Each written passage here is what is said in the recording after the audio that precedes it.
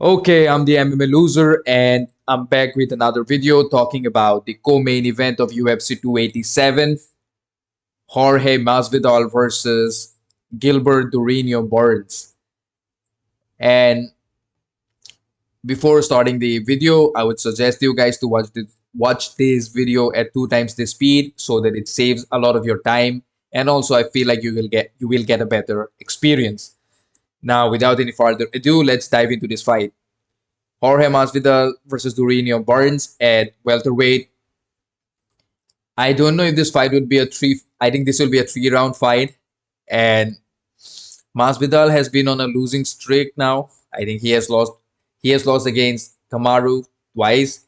He has also lost against Kobe Covington once, and he made certain questionable decisions outside the octagon. I don't know whatever is going on in that side, but stylistically, this is not a great fight for Masvidal, considering the expertise of Gilbert Burns on the ground. Former Jiu-Jitsu world champion, has one of the best submission games in the UFC, and definitely someone who can strike. Burns can strike, and Burns has power in his hands. I just hope Burns doesn't get reckless like he got against Usman. He he rocked Usman. Before Leon, I think Barnes was the only person to rock Usman. Kobe did hurt him, but Kobe was more volume, whereas Barnes was raw. Barnes was just raw power, and he got tired, and then there was the problem. But then Barnes, of course, Barnes went on to fight against Hamzat Chimaev, which was one of the best fights in the UFC of 2022, maybe, or 2021.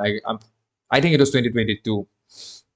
And in that fight, of course, Durinho lost against Khamzat, but everyone gave him all the respect. Everyone gave him the props, and quite a lot of people also thought that Barnes won that fight.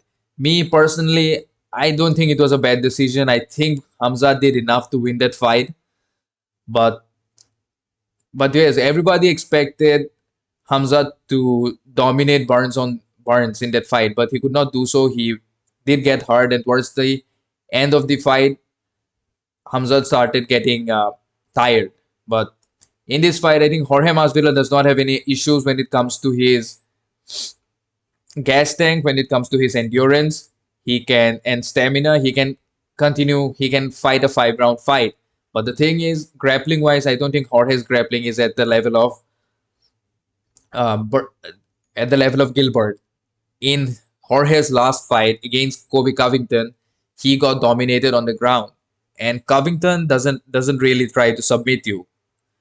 Covington doesn't try to submit you. Covington is all about volume. He's all about punching you, getting you to the fence, then taking you to the ground, and again letting you back up, and again taking you to the ground. That is all he does, and he's really good at that. But Barnes, on the other hand, if Barnes gets you on the ground, there is a good chance he's going to finish you on the ground. And I hope Barnes gets this fight to the ground, because on the feet, even though Barnes is really good, I think Jorge is a better striker. Jorge has more volume, Jorge has more technique, and he has nuance when it comes to his fight. But has also been knocked out in the past. So is Barnes. But in all the previous fights that Jorge has been in, I think Jorge has recovered pretty well from his fight against Usman and his knockout, because he also fought against Kobe Covington. But again, Kobe does not really try to knock out anybody. Kobe is not someone who's trying to take your head off with punches, whereas Barnes tries to do that. And Barnes has knocked out a lot of people in the UFC. He got he was before Kobe Covington. I think before Leon Edwards, he was the only person to rock Usman. And even Usman was scared to go to the ground with Burns. So was Hamzat Chimaev. So I do not think Jorge Masvidal will have any answer to Burns' ground game. His submission game, to be more specific, he might be able to defend a few takedowns. But I hope Burns takes the fight to the ground and tries to finish the fight on the ground. Maybe from top mount, just with ground and pound, or trying to go for a submission like he did against Neil Magny. Jorge Masvidal, I know, is better than Neil Magny, but at this point of their careers, I do not think a lot of difference when it comes to their like ground game. I think they're pretty equal. I think Jorge does not really have a great ground game. He has good takedown defense, but I don't know his how good his submission defense is. So I hope Barnes tries to take the fight to the ground and uses his jiu-jitsu to win this fight. Again, can Jorge win this fight? Yes, but I favor Barnes a little bit more. But Jorge can surprise us. There is a possibility he can surprise us. The welterweight division is really exploding at this point of time because of Leon Edwards and how and what he did against Usman. He has now defeated Usman, currently the champ. Kobe Covington is going to fight Leon Edwards according to Dana White, which I would like to say, or which I would like to think is true. A lot of people are saying that Kobe does not deserve it or things like that. Me, I don't care. I just want to see a good fight overall. And Jorge is saying if he wins this fight against Durinho, he is going to get a title shot. Maybe he will, maybe he won't. Then we have got Shavkat Rakhmonov. He is coming off a win against Neil Magny, not Neil Magny, sorry, Jeff Neal. He finished Jeff Neal in the final round, which is pretty. There was a really good fight where he was even getting hard. We saw him getting rocked a couple of times. We saw him face adversity, but he did win that fight. He did finish his opponent. So Shafkar is the only guy who I think has now what 17 wins and 17 finishes, unheard of. And in this fight, I think he plays a big factor in welterweight division right now. So does these two guys. And who else? What else is there? Bilal Muhammad is waiting wait in the run. Where is he now? Number four. He's ranked number four or number five. I'll have to check it out. Let me check this out. Welterweight rankings. Yeah, Bilal Muhammad is at number four. Hamzat Shimaev is at number three. But according to a lot of rumors, I think Hamzat is supposed to fight at middleweight now because in his last fight he missed weight by what 8.5 to 9 pounds, something like that, which is again unacceptable. If you are if you're a professional fighter, you should not miss weight. I know some people have a lot of excuses and reasons, but hey, you do not miss weight. You're not supposed to miss weight. But whatever the UFC does, I really do not care. I just want to see some good fights. Then there is Jeff Neal at number eight. Stephen Thompson is at number seven. And a lot of people were counting Stephen Thompson out. But hey, if you're going to just strike with Stephen Thompson, then he's going to make it a nightmare because he did that against Kevin Holland. But then there is Jack Della Maddalena, another upcoming prospect. He has really, really good boxing, probably the best boxing in UFC. Definitely the best boxing in welterweight division. Sean Brady is there. Of course, Sean Brady lost his last fight against Bilal Muhammad, so we don't know what they're going to do with Sean Brady next. Jeff Neal lost. Thompson, I don't think they're going to give Thompson any uh, title shot, and I do not think he wants a title shot at this point of time because everyone above Thompson, apart from Leon Edwards, is a wrestler. So they'll just try to take Thompson to the ground and just keep him on the ground for like 5 rounds, which would be really, really boring.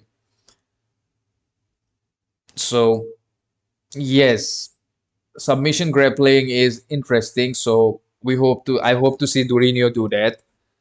Record wise, I think they have both been. Durinho has fought 26 fights and he has won 21 and lost 5. And Jorge has fought what? Wow, Jorge has fought like 51 times. Damn. Jorge Masvidal has had 51 professional MMA fights. Just take that into consideration. How many times this man has fought? For your kind information, the greatest or the best ever, as he would like to call himself, Floyd Money Mayweather has fought 50, I think, professional fights at this point of time. 50, let's just say 49 of those fights were legit. I don't know who. I don't remember his last 50th fight was against what? Tenshin Nasukawa. Was it Tenshin Nasukawa? I forgot who his last fight was. Now, of course, he's doing a lot of these celebrity fights. But yes, he has fought 50 fights, and I think he probably has the best uh, resume. At least fights. At least when we look at his number of fights that he has had, Masvidal has been fighting for a long time. He from his and also this will be in Miami. I think Barnes is also from Miami. He's living in Miami, if I'm not wrong. And this should be a good fight. Gilbert has fought for 26 fights and he has had 21 wins.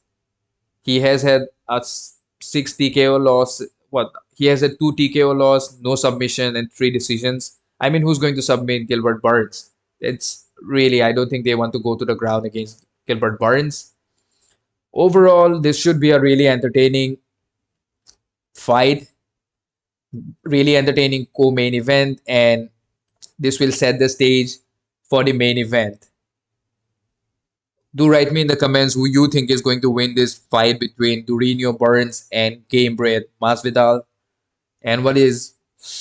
And if you really enjoyed this video, then give me a thumbs up, share this video, and subscribe to my channel. I really have very few subscribers. Please subscribe to my channel, and see you with another video in future.